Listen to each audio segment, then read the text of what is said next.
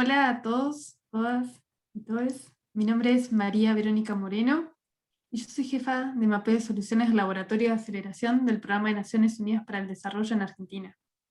Los saludo también en nombre de mis colegas Matías Acosta, que es jefe de exploración y se encarga de identificar desafíos y oportunidades vinculadas a las problemáticas en las que trabajamos, y Lorena Moscovich, que es la jefa de experimentación y lidera los testeos de las soluciones mapeadas. Estoy feliz de darles la bienvenida al seminario de mapeo colaborativo, donde vamos a contar una experiencia que se enmarca en un proyecto de voluntarios de Naciones Unidas, cuyo objetivo era pensar el futuro del voluntariado, donde teníamos dos instancias de prototipado vinculadas a la metodología de trabajo del laboratorio. Una de ellas, la que nos convoca el día de hoy, se proponía realizar un mapeo de soluciones, instrumentado con una estrategia metodológica cualitativa en distintos territorios, para identificar con otros y en red cómo las personas estaban lidiando con sus problemas financieros. Lo cierto es que desde el laboratorio habíamos explorado, mapeado y experimentado en este tema por su carácter estratégico en el desarrollo sostenible, pero queríamos seguir expandiendo nuestros aprendizajes. Ahora bien, la interrupción de la pandemia hizo que tuviéramos que repensar algunos de nuestros planes sobre cómo llevar adelante el mapeo con otros a la práctica, ¿no? Y lo primero que nos dimos cuenta es que necesitábamos hacerlo en alianza para poder llegar a las personas en sus territorios. La nueva realidad también nos había obligado a dejar de un lado la salida a campo presencial y a pensar en una estrategia remota y digital para respetar las medidas de prevención al COVID-19. Además de la cuestión financiera, nos parecía importante incorporar la problemática de la recuperación económica frente a la crisis que estábamos viviendo. Ante este nuevo escenario, y basados en una alianza previa, le propusimos esta guía Territorios en Acción, una iniciativa desarrollada por Flaxo Argentina, el Instituto del Conurbano de la Universidad Nacional General Sarmiento, y el Centro de Estudios Urbanos y Regionales del CONICET. Y estuvimos felices cuando se sumaron. Territorios en Acción de por sí es una iniciativa que busca visibilizar los esfuerzos de la sociedad civil y las acciones desarrolladas para dar respuesta a la crisis generada por la pandemia. Claramente había una sintonía entre nuestros objetivos y sobre eso nos pusimos manos a la obra. En este encuentro vamos a hablar de la experiencia compartida y en el camino vamos a intentar ilustrar qué significa mapear soluciones, qué es lo que estamos buscando, cómo hacerlo en alianza con otros, cómo se materializa una estrategia colaborativa, y a su vez vamos a focalizarnos en qué encontramos en este mapeo mediante un par de ejemplos bien concretos. También vamos a compartir cuáles son los denominadores comunes de las soluciones mapeadas para tener insumos de una lógica de abajo hacia arriba y qué aprendimos en este proceso. Antes de iniciar esta conversación, me gustaría presentarles a Claudio Tomasi, representante del PNUD en Argentina, quien dará unas palabras de bienvenida. Claudio, ¿podrías abrir tu micrófono y cámara? Cómo no, muchísimas gracias Verónica, espero que me puedan ver y escuchar bien. Y quiero sobre todo darle desde el Programa de Naciones Unidas para el Desarrollo, el PNUD, darle la más cálida bienvenida a este espacio de discusión sobre lo que es el mapeo colaborativo de soluciones sobre inclusión financiera y recuperación socioeconómica. Un poco el objetivo que nos reúne acá es socializar el prototipo vinculados a la implementación de un mapeo participativo, como bien nos comentaba Verónica en el principio, y la metodología de trabajo del laboratorio de aceleración del PNUD. También, como escucharon, para implementar este mapeo, en el medio de las medidas de prevención y respuesta al COVID-19, se conformó una alianza con Territorios en Acción, que es una iniciativa desarrollada por Flaxo, Argentina, por la Universidad Nacional General Sarmiento, Instituto del Conurbano, el Centro de Estudios Urbanos y Regionales del Consejo Nacional de Investigación Científica y Técnica, CONICET, y es una iniciativa que procura visibilizar, mediante un mapa colaborativo, los esfuerzos de la sociedad civil y las acciones desarrolladas para dar respuesta a la crisis. Yo quiero aprovechar un poquito de estos 5 minutos también para contarle un poco sobre los labs, los laboratorios del PNUD. Los laboratorios de aceleración constituyen una apuesta y una nueva oferta de servicio desde el PNUD, que busca colaborar con personas, con gobiernos, con el sector privado, para reformular el concepto mismo de desarrollo en el siglo XXI de una forma innovadora, tanto teóricamente, pero sobre todo en la práctica. Esta red de laboratorio de aceleración está conformada por 91 equipos en este momento que cubren 115 países en el mundo, desde África, Europa Oriental, Asia, Pacífico, América Latina y el Caribe, y que conforman justamente una red y están conectados tanto con la realidad de cada uno de estos países como así entre ellos para poder nutrirse y compartir información y conocimiento. El objetivo, como decía, un poco acelerar, para eso se llaman el laboratorio de aceleración, el desarrollo sostenible y entender cuáles soluciones funcionan en relación a lo que es el contexto donde surgieron. Las soluciones territoriales están basadas en un profundo conocimiento derivado de la experiencia, están afianzadas social y culturalmente y expresan formas creativas para lidiar con los problemas y obviamente con una mirada innovadora hacia las soluciones de estos problemas. La innovación social o los modos en que la persona o grupos organizados a partir de la identificación de sus necesidades diseñan soluciones en sus comunidades deben ser considerados un poco como los insumos para el diseño de política pública innovadora. Esta es un poco nuestra ambición en esta apuesta. El laboratorio del PNUD en Argentina en particular comenzó a funcionar hacia finales de 2019 y unos meses más tarde ganó un proyecto de los voluntarios de Naciones Unidas que le mencionó Verónica anteriormente, bajo el cual se desarrollaron los trabajos que se están presentando en el día de hoy.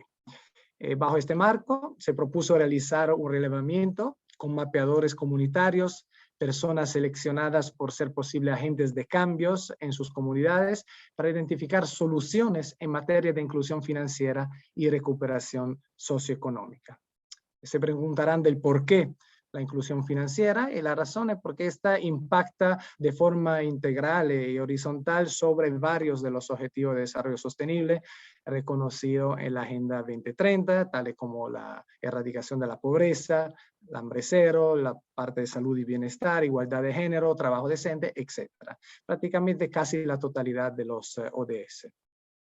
Y también la promoción de la inclusión financiera bajo una situación de pandemia puede contribuir la absorción y mitigación de los shocks a nivel económico y social.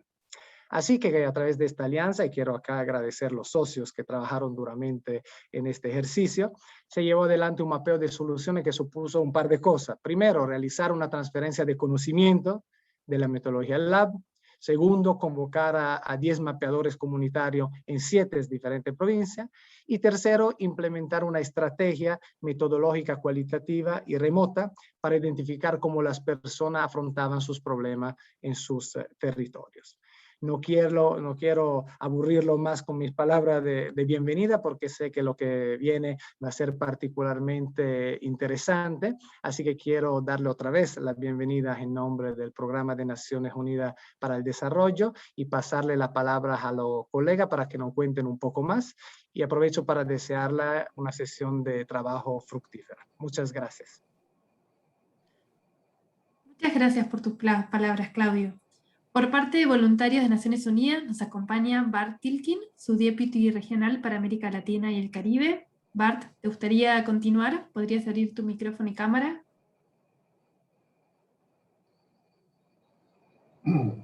Buenos días, Claudio, colegas, amigos, amigas. En representación de nuestra gerente regional de UND, Lita Paparoni, tengo el agrado de dar las palabras de bienvenida a este espacio que pone en valor el papel del voluntariado en la contribución innovadora al desarrollo sostenible. Quisiera empezar por recoger algunas palabras del administrador del PNUD, Achim Steiner, durante una reunión muy reciente con UND. Él dice que la cooperación para el desarrollo de hoy y del futuro no se trata más de ayudar desde la transferencia de tecnologías, experiencias de éxito internacionales o la importación de expertas o expertos, sino la cooperación para el desarrollo de hoy busca que estemos en la capacidad y empatía de sumergirnos en las realidades de las comunidades a las que servimos, donde las personas reinventan y co-crean el desarrollo todos los días. Eso en búsqueda por cumplir sus sueños y aspiraciones pese a situaciones complejas y muy desiguales. Desigualdades que además se han visto exacerbadas durante la pandemia. Como programa UNV somos voceros y defensores del poder del voluntariado para sacar adelante esta forma importante de contribuir a un mundo más próspero, justo y sostenible. Creemos que el voluntariado, por su propia esencia, hace que nos adentremos a las soluciones de las personas y que el rol de los actores del desarrollo sea más bien conectar y potenciar esas iniciativas con recursos disponibles a nivel local e internacional. El voluntariado es también un elemento poderoso para fortalecer la gobernanza comunitaria, pues reúne a las personas en acciones concretas para propósitos comunes y a su vez también el voluntariado empodera y derriba barreras y prejuicios. Cuando nos enteramos realmente de que el PNUD lanzaba una red global de laboratorios de aceleración para ensayar nuevas formas de colaboración con socios locales que respondan a problemas concretos, supimos que debíamos acercarnos para colaborar más y mejor. Los laboratorios acercan y ensayan nuevas metodologías de innovación y colaboración, mientras nosotros abogamos porque el voluntariado sea considerado en estos ensayos como un medio poderoso que acelera el entendimiento de las realidades y potencia las soluciones en terreno. Por ello estamos aquí más que felices por los resultados del mapeo colaborativo que se va a presentar el día de hoy, donde un elemento esencial para identificar prácticas en materia de recuperación socioeconómica e inclusión financiera fueron las y los voluntarios comunitarios. Es hora de reconocer a todas las formas de voluntariado como un medio para fomentar la ciencia ciudadana, lograr la conexión entre la ciudadanía y los hacedores de política y, no menos importante, como la forma más costo efectiva de construir un legado social de personas empáticas y comprometidas con un mundo más justo. Tiene nuestro compromiso para seguir colaborando en esa dirección e identificar en conjunto nuevos modelos donde la fuerza del voluntariado acelera la forma en que se incide en lo público. Ojalá podamos replicar la colaboración con PNUD Argentina en toda la región. Muchas gracias y buena jornada. Muchas gracias, Bart, por tus palabras. Para dar comienzo al seminario, me gustaría presentar a algunos miembros del equipo interdisciplinario con balance de género y general que hizo posible este mapeo. Vamos a moderar este encuentro con Agustina Gradín, coordinadora del Programa de Organizaciones de la Sociedad Civil de Flax Argentina y co-coordinadora de Territorios en Acción. En calidad de expositores nos acompañan 3 integrantes del equipo de mapeadores comunitarios. Con nosotros estarán conversando Victoria Gómez Hernández, licenciada en Ciencia Política con especialización en Planificación y Administración Pública de la Universidad Nacional de Rosario. Fernando Laya, licenciado en Sociología de la Universidad Nacional de La Plata, especialista en Gestión de la Educación Superior y doctorando en Ciencias Sociales en la misma institución. Y Sandra Hornos, licenciada en Política Social de la Universidad Nacional General Sarmiento, diplomada en Géneros y Política de Participación de la misma institución, quien actualmente está cursando la maestría de Políticas Públicas y Feminismos en la Universidad Nacional de José C. Paz. Ahora bien, después de esta introducción, les propongo empezar compartiendo qué entendemos por mapear soluciones. Si uno tuviera que hablar de 3 enfoques distintos sobre el diseño de soluciones, de soluciones a los problemas, uno podría pensar un enfoque más tradicional, que está ligado al análisis del problema, donde hay unos expertos tradicionales que son convocados por haber investigado el tema, por conocerlo, los cuales realizan un diagnóstico que muchas veces se supone la recolección de datos, por supuesto, y en función de ese diagnóstico pormenorizado, en detalle, tratan de diseñar una solución, que luego se implementa en territorio y que con la implementación y evaluándola, uno puede distinguir tanto lecciones aprendidas como los factores de éxito. Ese es el modelo más frecuente. Otro modelo es ligado al prototipado, a la lógica del prototipado, donde se trabajan con muestras para probar cómo funcionan y cómo las personas interactúan con los modelos propuestos, y en sucesivas instancias se van corrigiendo en función de cómo las personas justamente interactúan para ir perfeccionándolo de manera más ágil. Hay un tercer enfoque a la solución de los problemas, que es en el cual se ancla las estrategias de mapeo de soluciones, donde se empieza por la solución. Y ahí me gustaría por ahí hacer doble clic para ver qué entendemos por una solución. Nosotros entendemos por soluciones las formas en que las personas afectadas por los problemas y en sus territorios los resuelven, lidian con ellos o encuentran maneras para mitigar los impactos negativos de sus problemáticas. Por supuesto, esta implementación el diseño de soluciones implica tanto ideas como creatividad y los recursos que ellas mismas disponen. Antes de avanzar, me gustaría hacer una aclaración que creo que es importante. Esta metodología no pretende desconocer la responsabilidad ineludible del Estado para incluir a las poblaciones históricamente excluidas, sino lo que pretende es contribuir al diseño y al desarrollo de políticas públicas con el insumo que retomen las experiencias con un enfoque de abajo hacia arriba. Ahora bien, las soluciones que procuramos mapear tienen una materialización múltiple. Pueden ser estrategias individuales, pueden ser arreglos interpersonales o colectivos, pueden ser metodologías de trabajo, por ejemplo, pueden estar asociadas a procesos, pueden ser incrementales, incorporando nuevas funciones, pueden ser elementos físicos, entre otro tipo de manifestaciones. Lo que es interesante destacar de las soluciones es que no solo expresan una necesidad insatisfecha, sino que también están basados en un profundo conocimiento del problema por parte de las personas que lo viven diariamente, está derivado de la experiencia.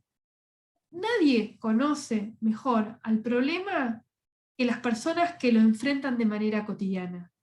Y esas personas, desde la lógica del mapeo, son interpeladas como especialistas.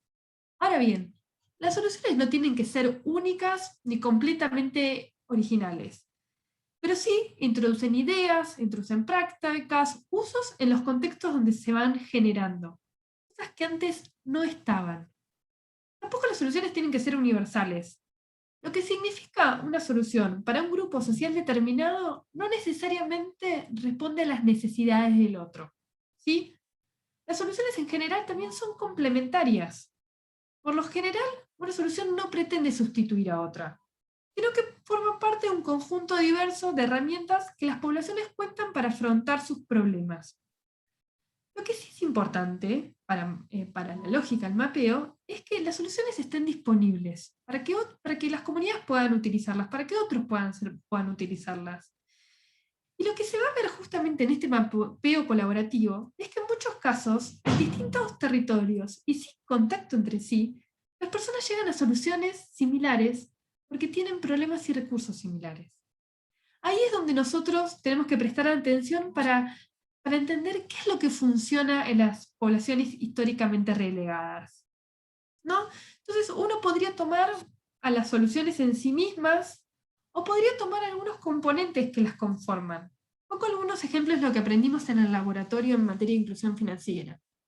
Entre otras cosas, nosotros aprendimos que la confianza tiene que ser tomada como un insumo para instrumentos financieros para poblaciones en situación de vulnerabilidad. También aprendimos que la experiencia de usuario importa. Que el éxito de cualquier solución financiera está relacionado con las primeras experiencias sencillas, intuitivas y poco costosas.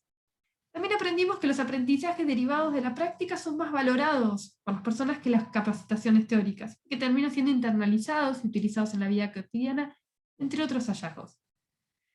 En fin, mediante un mapeo nosotros buscamos aportar elementos que permitan ayudar a la comprensión de las conductas y las preferencias de los sectores populares.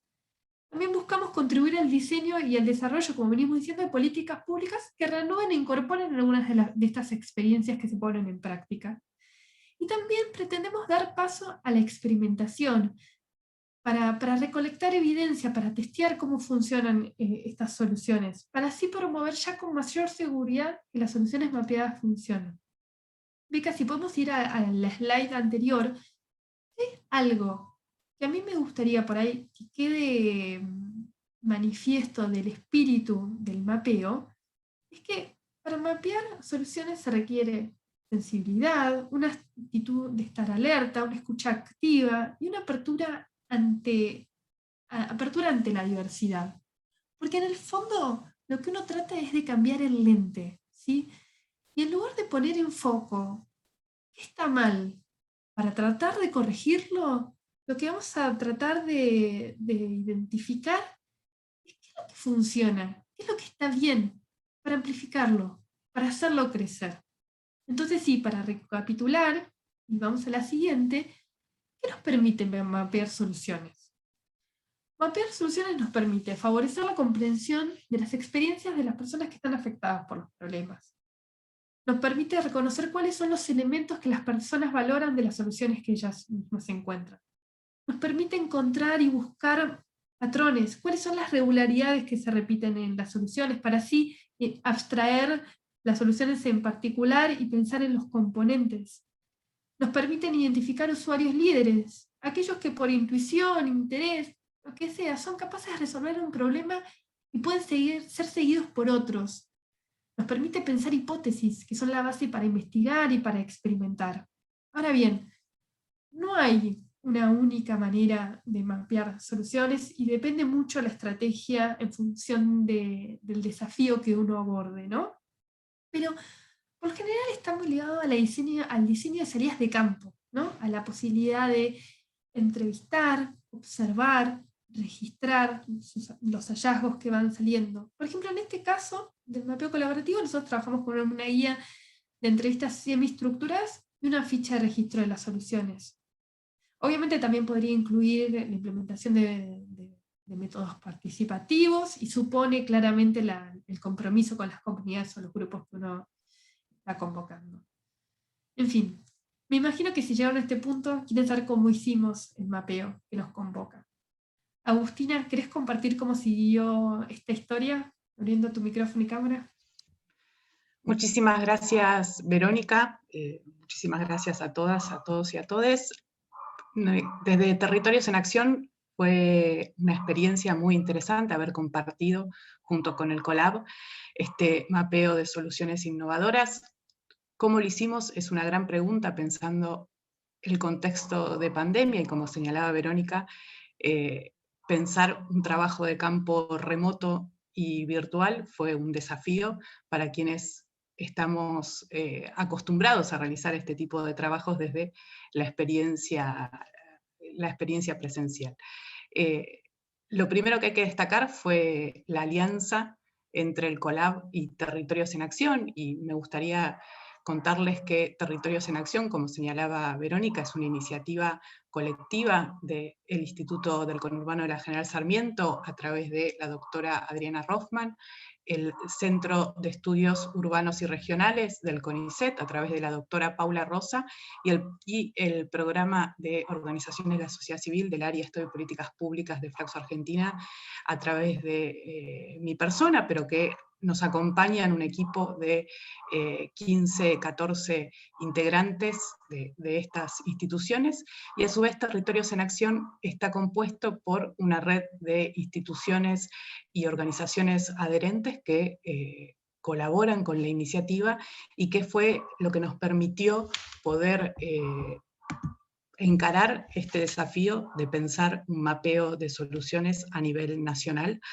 y con el cual trabajamos colectivamente para poder llevar adelante este objetivo. La alianza entre el Colab y Territorios en Acción nos permitió poder encarar una convocatoria a 10 jóvenes mapeadores, para lo cual pudimos conversar con las instituciones que forman parte de Territorios en Acción y seleccionar a 10 jóvenes que trabajaran en temas vinculados a las organizaciones de la sociedad civil, el desarrollo comunitario, el desarrollo territorial, y para lo cual fuimos convocando a 10 compañeros, de los cuales nos están acompañando tanto Victoria, Sandra y Fernando, pero que también formaron parte de este equipo y los quiero mencionar: a Alfonsina Parra, a Cintia Leal, a Florencia Nieva, a Morena Patricio, a Verónica Vila, a Leandro Rodríguez y a Matías Rieri, que entre todos construimos este mapeo de soluciones innovadoras, y creo que es destacable tanto la participación de todas y todos en esta experiencia, como también el aporte que cada uno hizo a través de su propia experiencia y a través de su propio vida. Para poder realizar el mapeo de soluciones, lo primero que hicimos fue construir una muestra de vecinas y vecinos de diferentes territorios con 2 criterios fundamentales que conversamos con el COLAB y que considerábamos que eran importantes a tener en cuenta en este proceso. El primero tenía que ver con poder lograr una muestra de alcance federal, es decir, poder trabajar sobre diferentes experiencias territoriales, para lo cual trabajamos con 7 provincias, que fueron, las voy a mencionar también: la provincia de Buenos Aires, Santa Fe, Tucumán, Jujuy, Río Negro y Chubut. Dentro de la provincia de Buenos Aires trabajamos con 2 localidades bien diferenciadas: la ciudad de La Plata y la zona de San Miguel y José Cepaz. Esto nos permitió poder tener una mirada integral de las diferentes realidades de nuestro país. Y en segundo lugar, tuvimos el criterio de poder respetar dentro de nuestra muestra de vecinos y vecinas la equidad de género, para poder mirar diferentes realidades. Ahora bien, cuando nos propusimos este mapeo remoto y virtual, lo primero que realizamos junto con el COLAB fue un proceso de inducción de las y los mapeadores, para lo cual trabajamos en diferentes encuentros, primero sobre el instrumento que íbamos a utilizar para la recolección de información, que fue, como señalaba Verónica, una guía de preguntas semi-estructuradas, a los cuales conversamos y discutimos, y también sobre qué significaba mapear soluciones, ¿no? Que esto era el corazón de la propuesta que nos convocaba. En segundo lugar, estuvimos trabajando en la agenda y el plan de trabajo para pensar en el tiempo corto que teníamos, poder llegar a cubrir la cantidad de entrevistas que nos habíamos propuesto, y en esto quiero destacar la capacidad de trabajo del equipo, del cual formaron parte también un equipo de coordinadoras, que fueron quienes nos acompañaron en todo lo que fue la organización y el desarrollo del trabajo de campo, y son la doctora Cintia Ferrari Mango, la doctora Paz y la doctora María Muro. Con ellas 3 trabajamos en la coordinación del trabajo de campo, y es algo que creo que fue muy importante para poder lograr los objetivos.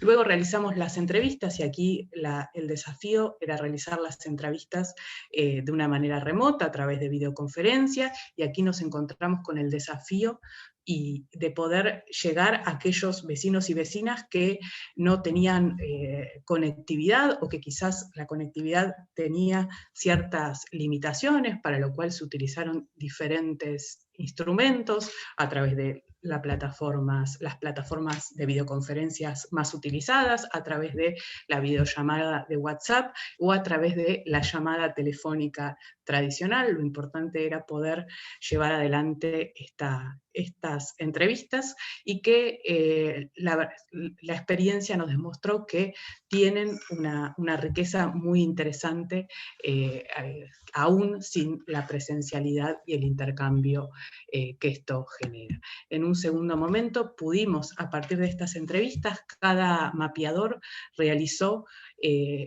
identificó diferentes soluciones que aparecían en el relato de cada uno de los y las vecinas, y a partir de cada solución se elaboró, como señalaba Verónica, una ficha de registro, para lo cual se conformó una muestra muy nutrida e interesante de diferentes soluciones que aparecieron en los relatos de las y los vecinos. Por último, realizamos un encuentro final de ejercicio de inteligencia colectiva, una reflexión colectiva y participativa que tuvo como objetivo poder identificar los patrones comunes que fueron apareciendo en las diferentes soluciones. De este ejercicio de inteligencia colectiva pudimos identificar 4 grandes grupos de soluciones, que los cuales van a estar a disposición publicados, que son aquellas soluciones vinculadas al acceso al financiamiento y diferentes estrategias específicas respecto de esta cuestión. Otro campo de soluciones identificadas como gestión digital de trámites y todo lo que tiene que ver con cómo realizar trámites en el marco del aislamiento y las medidas de prevención frente al COVID-19.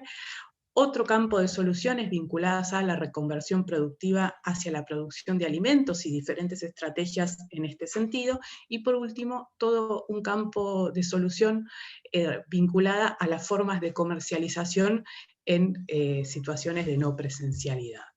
En este marco de estas 4 grandes áreas de soluciones identificadas, queremos compartir con ustedes dos experiencias particulares que nos parecían interesantes para poder pensar sobre soluciones innovadoras, y para eso le voy a dar la palabra a mi compañera Victoria, quien va a presentar la primera solución.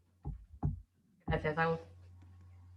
Bueno, hola a todos, mi nombre es Victoria, soy de Rosario, de la Universidad Nacional de Rosario, formo parte del equipo de provocaciones urbanas de la Facultad de Ciencia Política y fui una de las mapeadoras del informe que estamos presentando. Bueno, quería agradecer a PNUD por la invitación, a las compañeras de TEA por haber acompañado todo el proceso de una manera muy respetuosa, muy presente, muy amorosa. Y bueno, si bien vamos a ser 3 les compañeros que presentemos el informe, agradecer y saludar a los 10 compañeros que fuimos parte del equipo mapeador del informe que vamos a presentar. En lo particular, me toca presentar lo relativo a la gestión digital de trámites. Bueno, creo que todos acá, o quizá todas las personas en el mundo, a partir de la aparición del COVID, y sobre todo desde que se decretó el aislamiento, nos hemos visto involucrados en alguna situación en la que teníamos que tramitar una gestión digital, trámites relacionados a diversos motivos, trámites para cobrar dinero, trámites para pagar servicios, trámites que involucran cuestiones relacionadas a la protección social, a las prestaciones como las jubilaciones, las pensiones, los programas sociales, el IFE, trámites para gestionar por ahí una documentación que se extravió, como es el DNI, que al mismo tiempo sirve para hacer todos los otros trámites. Bueno, lo cierto es que cuanto más veíamos limitada la circulación, más aumentaba la digitalización, la virtualización, la tecnologización, y todas estas palabras que suenan maravillosas y que podemos decir, wow, qué moderno, cuánto avance, qué progreso, que si bien lo son para muchos de nosotros, para otros sectores implican una mayor exclusión y quizá hasta una privación de derechos. Particularmente a nosotros nos tocó mapear los barrios populares, para quienes estamos involucrados quizá en los estudios urbanos, les llamamos territorios. Pasamos al próximo slide. Y bueno, cuando mapeábamos nos encontrábamos con algunos problemas. El principal problema en cuanto a los trámites digitales tenía que ver con el circuito del dinero. Ahí en ese gráfico podemos ver a lo que llamamos circuito del dinero, y veíamos que el circuito del dinero implica ciertas cuestiones que para los sectores populares implicaban limitaciones. ¿Cuáles eran esas limitaciones, esos problemas? Y principalmente era que para poder hacer un trámite necesitábamos de un dispositivo móvil o de una computadora, que esos dispositivos funcionen bien, que esos dispositivos sean lo suficientemente modernos como para que se puedan conectar. Para poder conectarnos necesitábamos tener servicio de internet, necesitábamos poder acceder a la conectividad. Otra cosa que necesitábamos y que aparecía muchísimo era tener una cuenta bancaria, estar bancarizado, que tampoco era lo más común dentro de los vecinos y las vecinas que estuvimos mapeando. Y que para poder tener una cuenta bancaria había que hacer un trámite. Por lo tanto, también era una limitación. Y después otro factor muy importante que encontrábamos es que dentro de los barrios populares la red de comercialización estaba muy ligada al dinero efectivo. Entonces aparecía aquí lo que es, los cajeros automáticos, que quizá para muchos pueden parecer vetustos o antiguos, pero que eran un factor fundamental, porque para poder comprar insumos necesarios, como pueden ser los alimentos, en el barrio era necesario tener efectivo, y para poder acudir al efectivo era necesario tener un cajero cerca. Entonces, todo este circuito del dinero presentaba limitaciones en todos sus factores, y nosotros creemos que podemos concluir que había dos grandes problemas que se hicieron evidentes durante el aislamiento.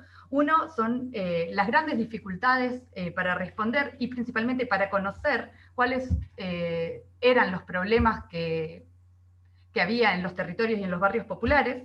Y otra gran evidencia que se dio durante la pandemia es la profunda brecha digital que tiene nuestra sociedad. Pasamos al próximo slide.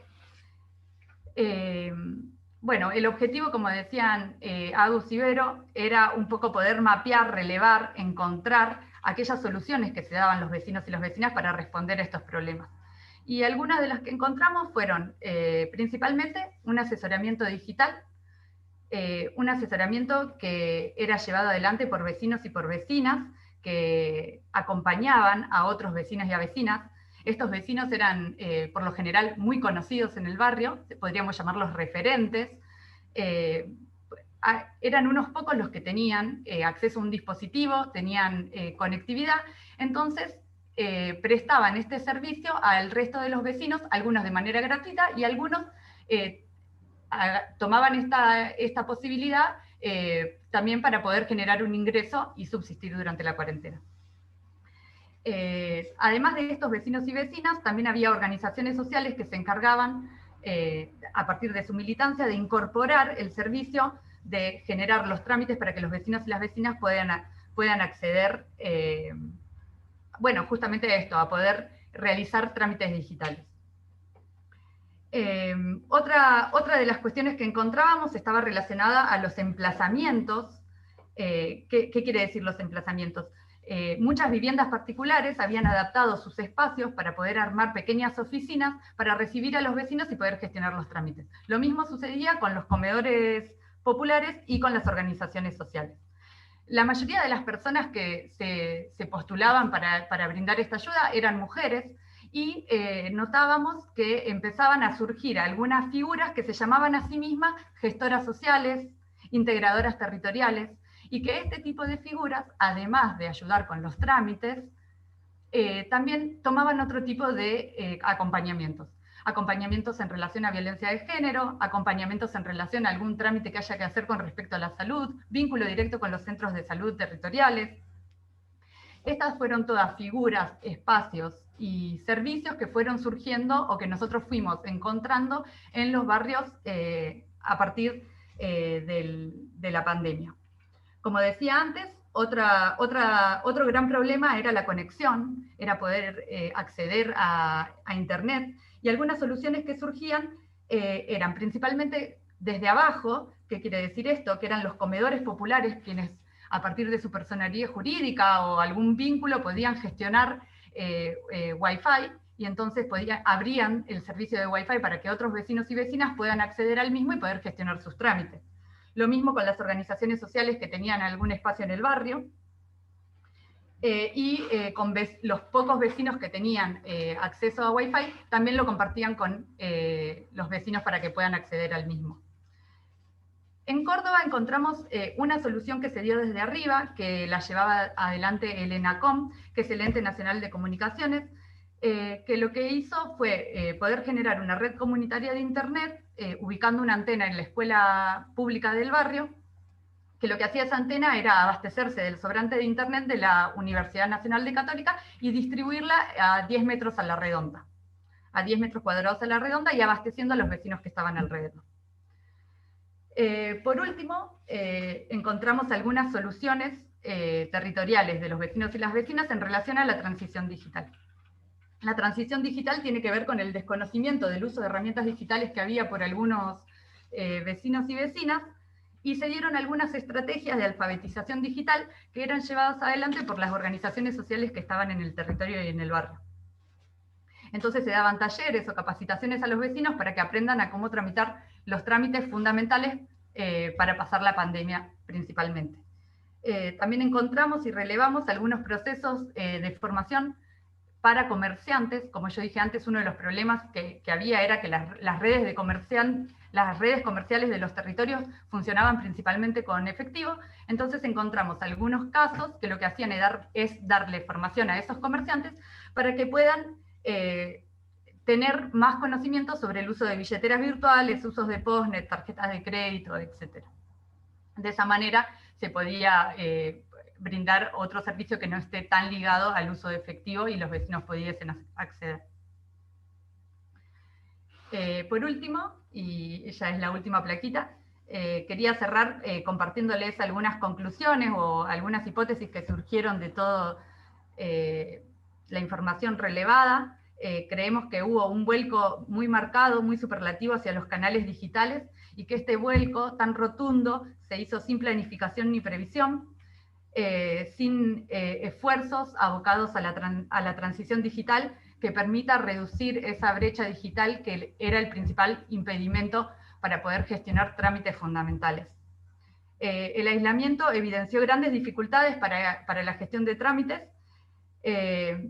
y creemos que hubo un factor común en esta situación, y ese factor común era que fueron las respuestas comunitarias y las respuestas de mujeres organizadas, vecinas y organizaciones sociales, que con sus saberes y sus vínculos formales e informales se pusieron al hombro poder brindar este servicio, que para muchos puede ser un mero trámite. Incluso trámite es una palabra que usamos mucho para decir es un trámite, es algo sencillo, algo superfluo, algo que se resuelve rápido, que para muchos puede ser un trámite, pero que estamos hablando de algo mucho más profundo. No se trata solo de gestionar un trámite, sino de poder garantizar un servicio esencial que para todas las personas que vivían en estos territorios era la garantía para sostener la vida de las y los vecinos que habitaban ahí. Así que esto es un poco lo que pudimos mapear y encontrar en relación a la gestión digital de trámites. Y ahora le voy a dar la palabra a mi compañero, a Fernando Laya, que les va a compartir la información acerca de las ferias virtuales. Fer, te paso la palabra. Gracias, Victoria.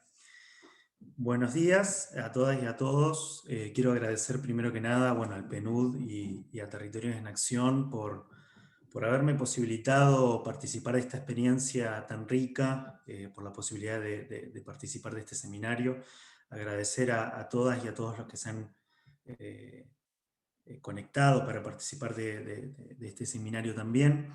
Como comentaban Verónica y Agustina al principio, yo estoy en La Plata. Para quienes no conozcan, la región de La Plata es una región que se caracteriza por tener una densidad de pequeños productores y productoras frutihortícolas muy, muy grande, por lo cual parte de mi mapeo tuvo que ver con contactarme con algunos de los referentes de esos pequeños productores y productoras. En específico, por un lado, trabajé con el presidente de una asociación de pequeños productores frutihortícolas de la región, y por el otro lado con el presidente de una cooperativa de productores viñateros, también de acá de la región. Uno de los, de los denominadores comunes que van a poder ver en la primera filmina, que ha sido, me parece, el primer, podríamos decir, el problema que atravesó a todos los pequeños productores y productoras de la región, tuvo que ver con la imposibilidad de utilizar los circuitos tradicionales de comercialización y también de promoción de los productos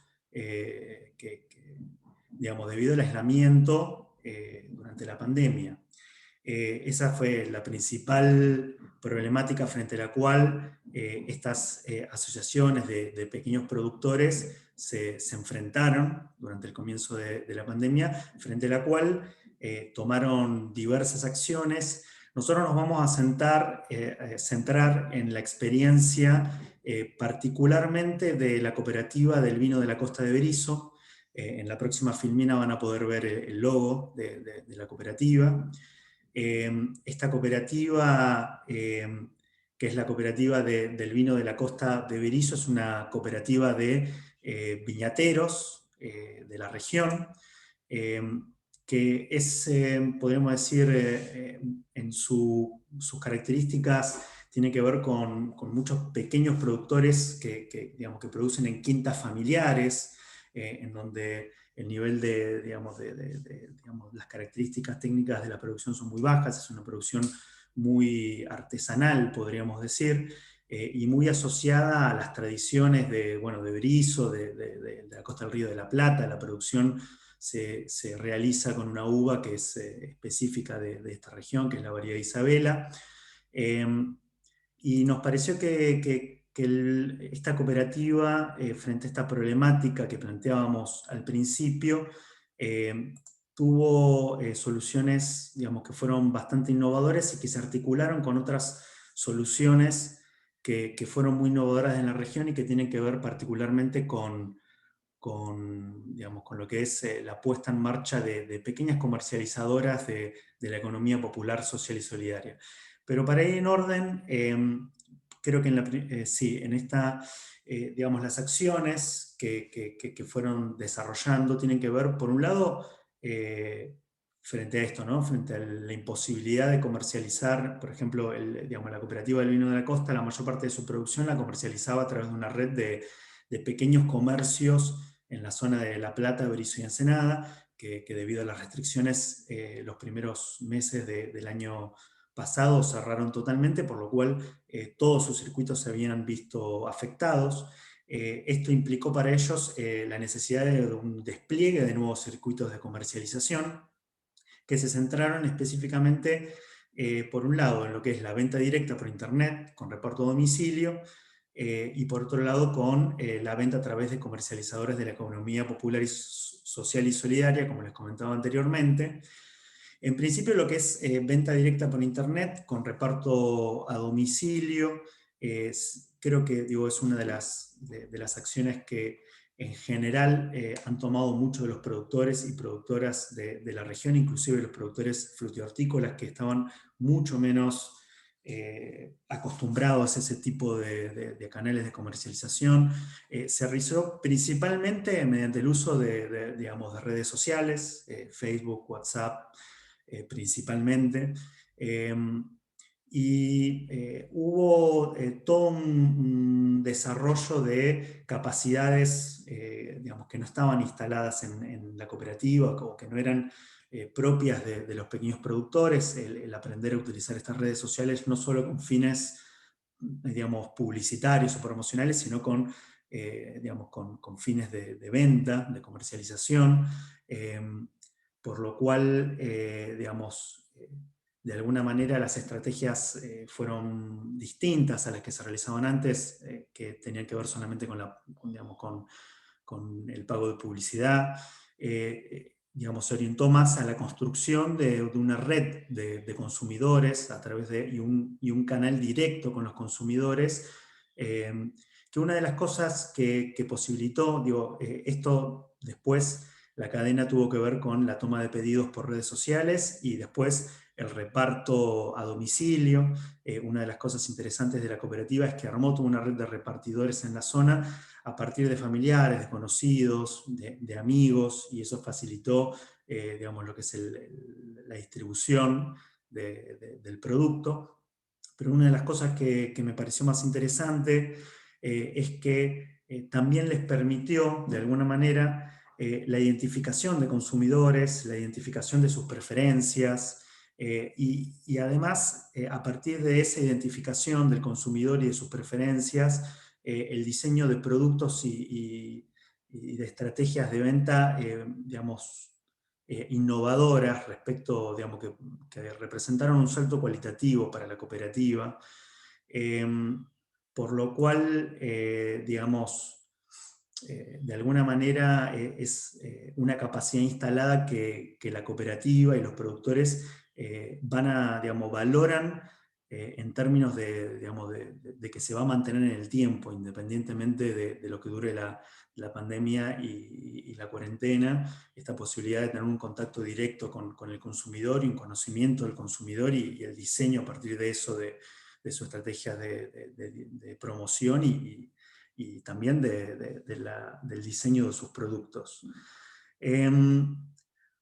Por otro lado, digamos, también hubo la posibilidad de generar nuevas estrategias de difusión y instalación e interacción con los consumidores, en particular con el vino de la costa, con la cooperativa dio lugar a una experiencia muy, muy interesante, que si pasamos a la próxima filmina van a poder ver el flyer promocional del que les estoy hablando. La cooperativa mantiene desde el año 2004 una importante fiesta en la localidad, en la municipalidad de Berisso, que es la fiesta del vino de la costa, que el año pasado se vio frente a la imposibilidad de realizarse como tradicionalmente se realizaba, y la cooperativa desarrolló toda una estrategia de realización de esa feria en formato virtual, que fue todo un desafío, y que dio digamos, lugar a experiencias que fueron totalmente innovadoras, o sea, frente a la posibilidad de que la fiesta no se realizara o de que no tuviera el brillo que tenía para la región, digamos, lograron, mediante todo un proceso de mucha creatividad y de innovación, no solo replicar la fiesta, sino realizar actividades que en otro contexto no se hubiesen podido realizar. O sea, por ejemplo, se realizó en el marco de la fiesta una reunión de productores viñateros de todo el país, e inclusive con representación de Uruguay, algo que durante muchísimos años habían tratado de realizar y no habían podido por los costos que eso implicaba. Pudieron realizar digamos, una cata de vinos virtual, guiada, que llevó a que muchísimos consumidores que no estaban acostumbrados a ese tipo de experiencias pudieran participar. La verdad que la cooperativa, bueno, valora toda la experiencia y de nuevo también mantiene la idea de que, digamos, aunque existiese la posibilidad de volver a realizar, digamos, o cuando exista la posibilidad de volver a realizar la fiesta en formato presencial, seguramente van a estar manteniendo muchas de estas actividades en formato virtual. Y por otro lado, otra de las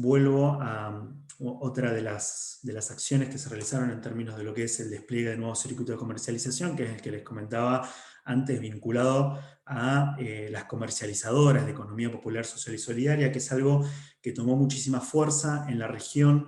Digamos, existían previamente la pandemia, pero durante la cuarentena tomaron un rol protagónico. Estas pequeñas comercializadoras que están muy centradas en el contacto directo entre consumidor y productor y en la noción del precio justo, lograron de alguna manera fortalecer la posición de muchos de los productores de la región que habían visto imposibilitadas sus ventas. Pero una de las experiencias que a nosotros nos resultó más interesante y que además es a la cual se volcó exclusivamente la Cooperativa del Vino de la Costa, tuvo que ver con la comercializadora que depende de la Universidad Nacional de La Plata, que se llama La Justa. Es una comercializadora que depende de la Prosecretaría de Políticas Sociales, específicamente de la Dirección de Fortalecimiento de la Economía Popular, Social y Solidaria, que reunió a pequeños productores y productoras de la región que ya venían trabajando con la universidad, pero armó de alguna manera esta plataforma intercambio no mediado o mucho más directo entre productores y consumidores, en el que hay además digamos, un diálogo permanente con el consumidor y con los productores, por lo cual permanentemente hay como innovaciones vinculadas a las necesidades de dichos actores. Ahora ahí pueden ver el flyer de difusión, los primeros flyers de difusión que se hizo desde la comercializadora, que hoy, al día de hoy, cuenta además con un carrito virtual, que esa es otra digamos, uno de los pedidos que estaban teniendo muchos de los productores y de los consumidores, que facilitaba mucho el proceso digamos, de comercialización. Fernando, muy interesante las experiencias. ¿Podemos ir dando paso al próximo expositor? En la última filmina vemos los resultados, que simplemente para comentarlo, fue el aumento de las ventas, todos destacan eso, el acceso a nuevos consumidores y además, como les comentaba antes, el diseño de una oferta basada en el perfil del consumidor. Así que le voy a dar la palabra a Sandra y les agradezco mucho nuevamente.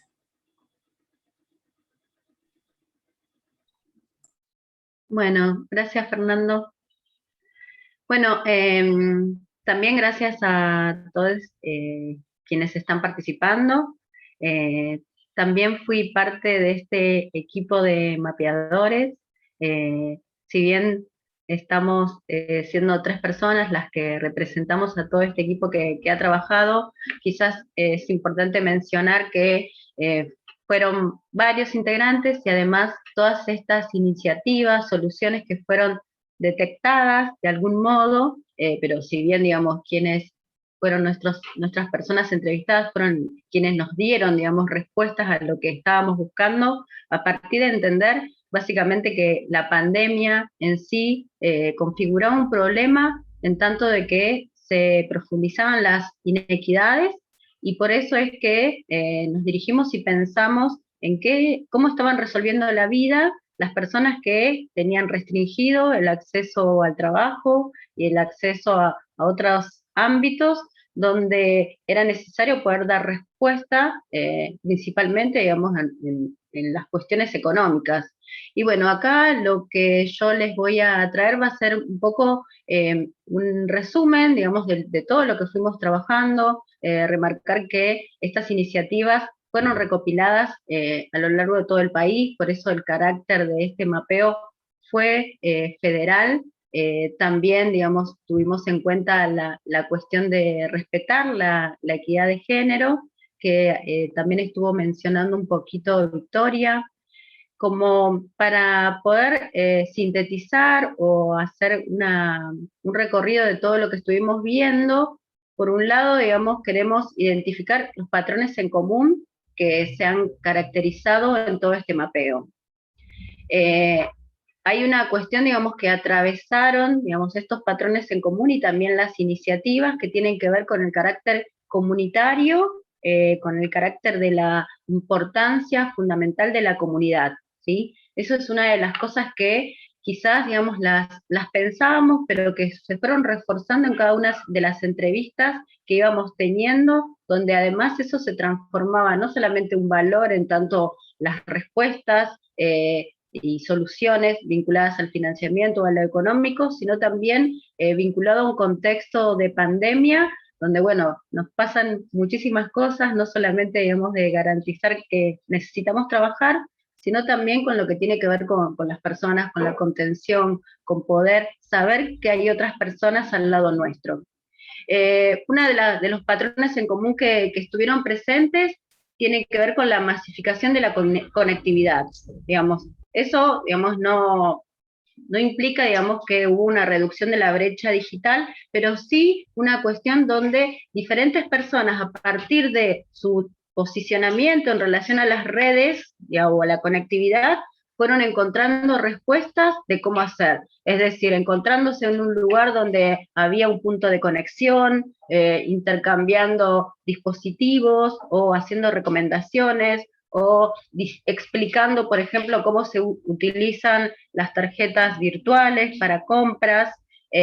Entonces, eso hizo, digamos, que esas herramientas se empiecen a utilizar y puedan dar respuesta a estas iniciativas.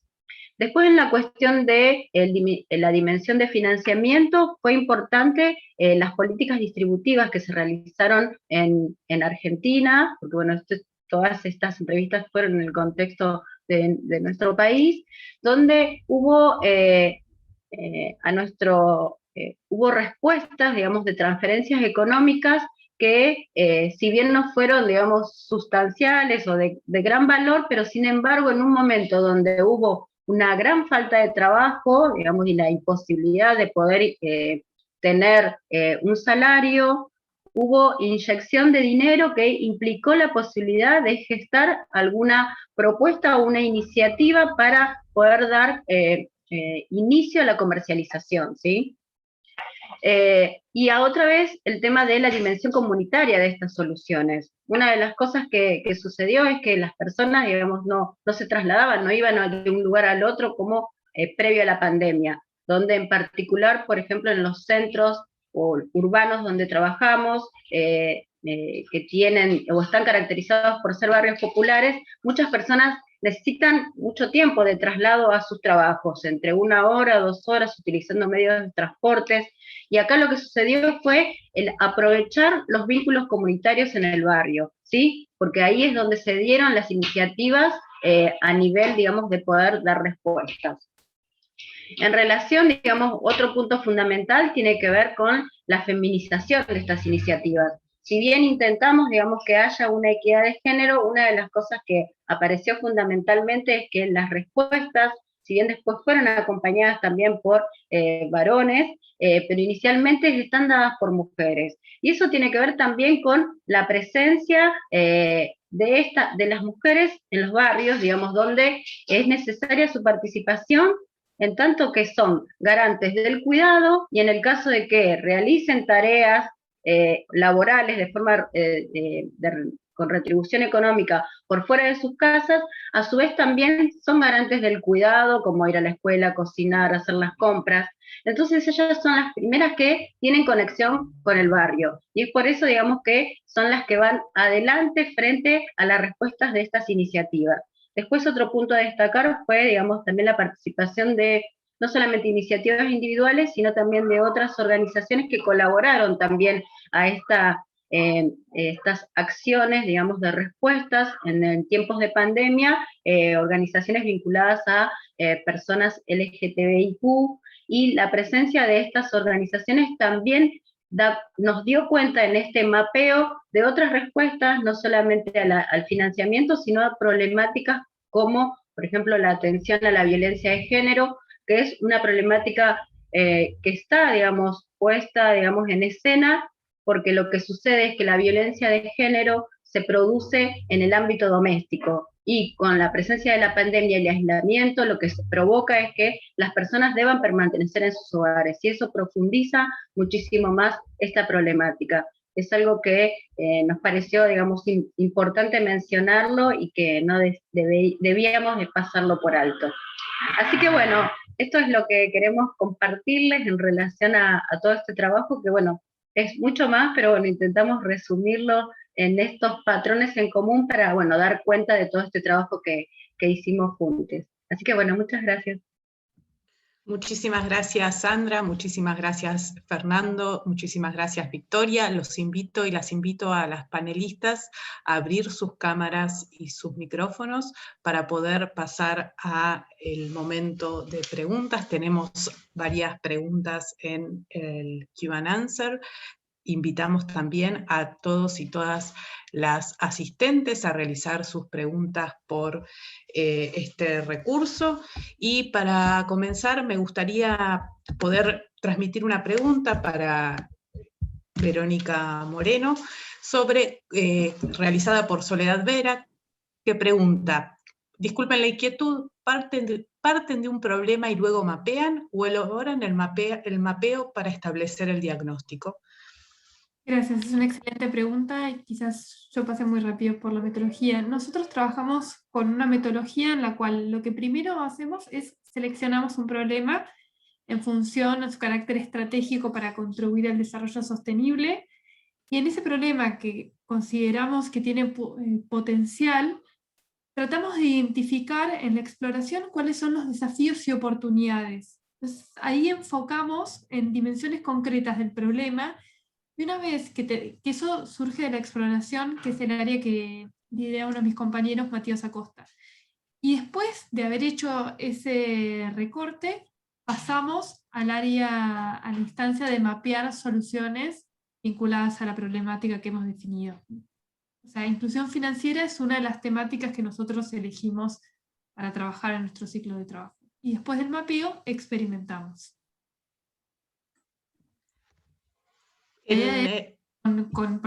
Cuando testeamos, tenemos evidencia y con esos datos podemos estar más seguros que las soluciones que promovemos funcionan. Podemos, tomando lo que propone Verónica, pensar algunas experiencias de aplicación y de experimentación de estas soluciones. Sí. Lorena, ¿te gustaría comentarlo? Sí, cómo no, un segundo que prendo la cámara, ¿me escuchan bien? Sí, perfecto. Bueno, antes que nada, buen día y gracias por permitirme compartir la oportunidad de compartir cómo sigue esto, ¿no?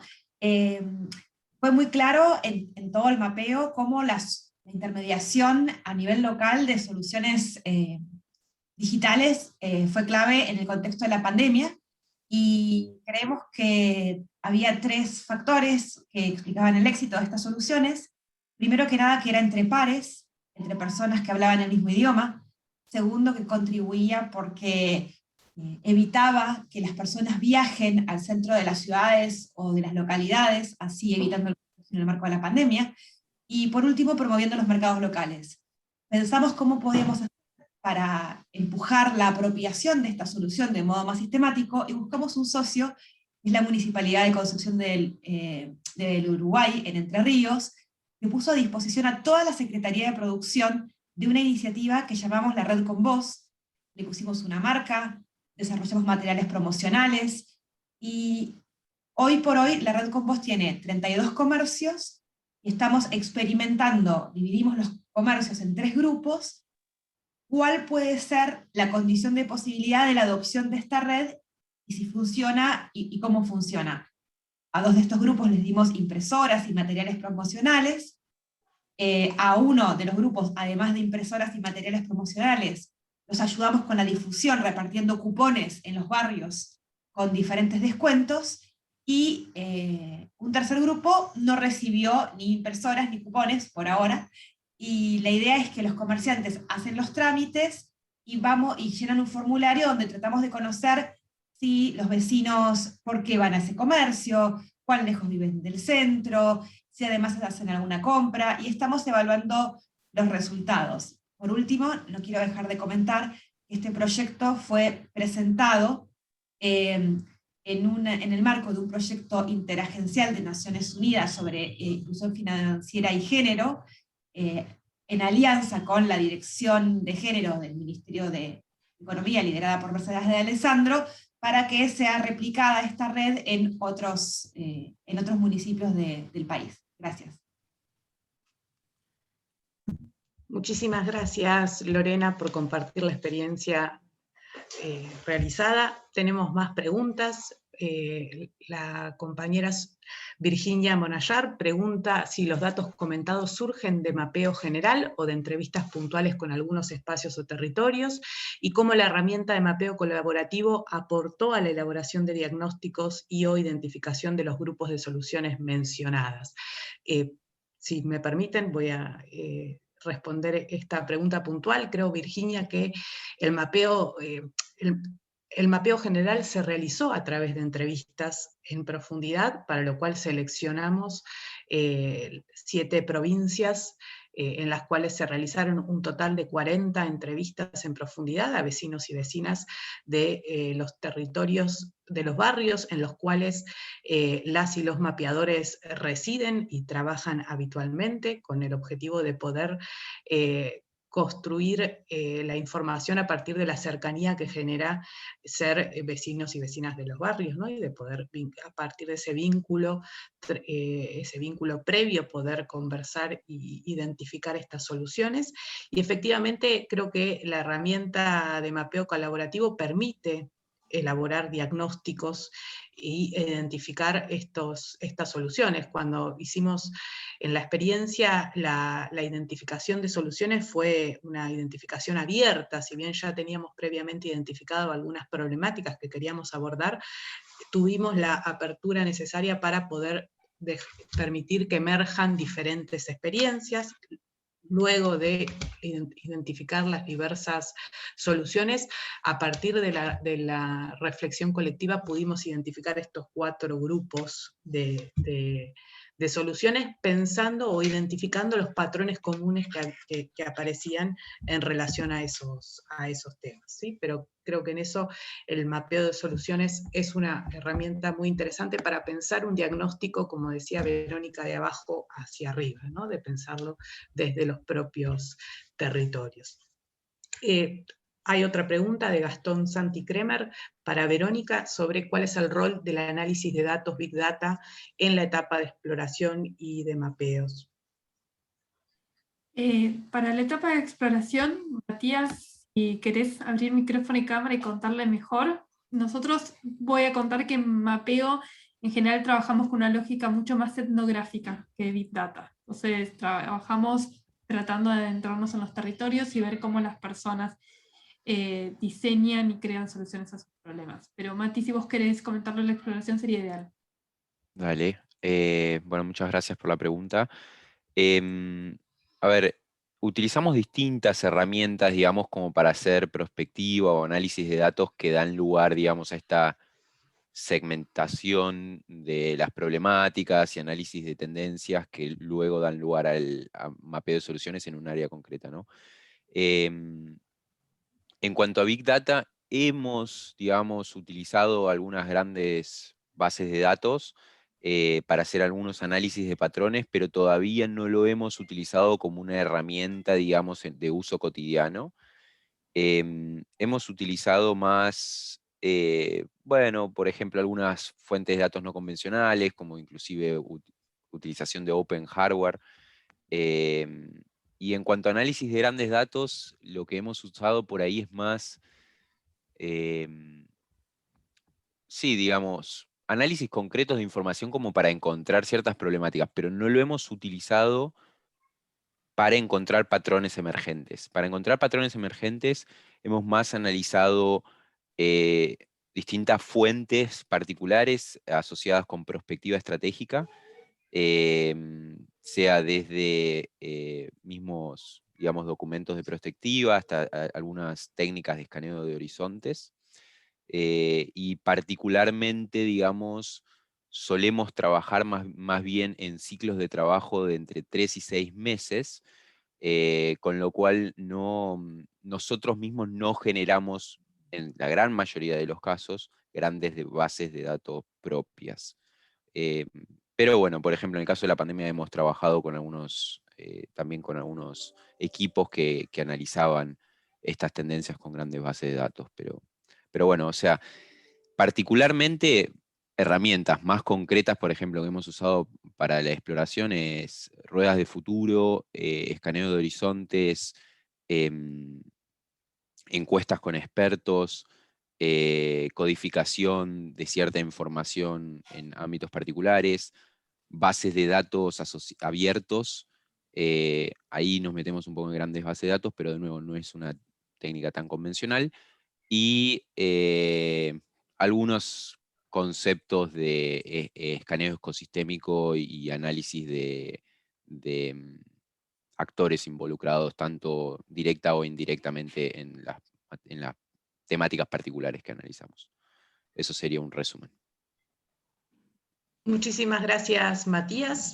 Vamos a pasar a otra pregunta de Marcela Ártica, que pregunta, por favor, ¿cuál fue el rol del voluntariado en el mapeo y las demás acciones que nos comentaron y cuál sería el valor agregado que identificaron? Nosotros realizamos este este proyecto en el marco, como contábamos, de una iniciativa en alianza con los voluntarios de Naciones Unidas. Entonces, lo que queríamos ver era si a través de otros podíamos llegar a territorios. Entonces queríamos probar más el modelo, y nosotros recibimos el financiamiento y a través de ello lo pudimos materializar. Entonces nosotros lo que estamos pensando es si este modelo puede replicarse en la idea de trabajar con personas que estuvieran en territorio. Pensemos en un momento que cuando esta pandemia se termine de manera presencial, y que a través de red podamos mapear, que no sean solamente unos pocos, sino que podamos hacerlo muchos al mismo tiempo y retroalimentándonos en nuestros hallazgos. Porque lo cierto es que, por ejemplo, la solución que contaba Victoria, nosotros lo que vimos es que tuvo múltiples manifestaciones, desde en organizaciones populares, en casas particulares, en comercios, y eso podía darse en la medida que eran varios al mismo tiempo, y creemos que esto tiene potencial, este esquema, para ser escalado, y en ese caso sí, con una mayor masa crítica de voluntarios que estén mapeando en sus territorios. Hay otra pregunta que quizás está orientada a la solución presentada por Fernando. Pregunta Natalie Martínez: ¿pudieron llegar a algún diagnóstico o solución de cómo suplantan los vecines la falta de presencialidad en la comercialización de las ferias populares y otrueques de los barrios populares? Y en el mismo sentido, Claudia Telo nos comparte la experiencia de Melchor Romero en La Plata y hace una reflexión muy interesante respecto del rol del Estado y de las políticas públicas en ciertas articulaciones. Fernando, ¿querés hacer alguna reflexión al respecto? Sí, si en específico nos referimos a las experiencias de las ferias en barrios populares, quizás me referiría a algunas de las entrevistas que realicé, no tanto con las asociaciones de pequeños y medianos productores, sino en relación a referentes territoriales de algunos de los barrios de acá de La Plata. En general, lo que pude notar es que, digamos, las pequeñas ferias de barrios populares se volcaron a la utilización de redes sociales, en específico principalmente Facebook y WhatsApp. Tengamos en cuenta, ¿no?, que no es lo mismo una feria y un trueque que una comercializadora. Particularmente, digamos, lo que se daba era una puesta en común de productos que muchas y muchos de los vecinos y vecinas realizaban en sus casas, principalmente en sus casas, muchos a partir digamos, de la utilización del IFE como herramienta para poner en marcha algún emprendimiento productivo, y después digamos, el encuentro entre los vecinos en el barrio y las vecinas en el barrio para el intercambio de esos productos. Espero que eso aporte. Muchísimas gracias, Fernando. Creo que estamos llegando al final de este momento de preguntas y de respuestas. Si hay alguna otra pregunta o respuesta que algún participante quiera hacer en el Q&A, si no, vamos a ir empezando a cerrar.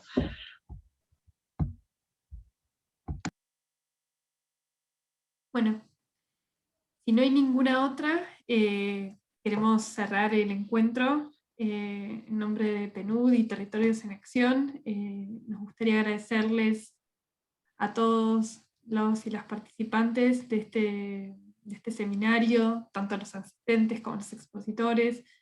Para nosotros es clave compartir lo que hicimos y cómo lo hicimos para seguir iluminando la importancia de considerar los insumos de base con una lógica de vuelta de abajo hacia arriba para el diseño y la dinámica de las políticas públicas.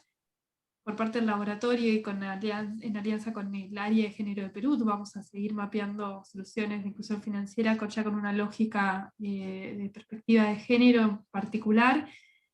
Y quedamos en contacto con ustedes, tanto desde el laboratorio como de TEA, a través de nuestras redes, y les agradecemos mucho habernos acompañado. Hasta luego.